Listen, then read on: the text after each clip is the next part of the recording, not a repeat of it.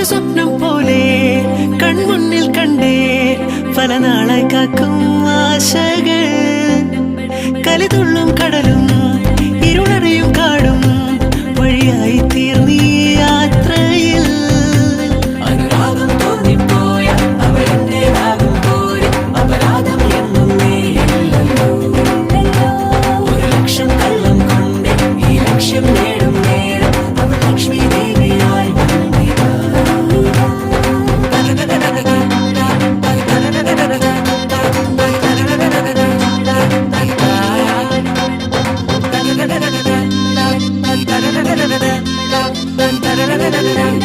Bye.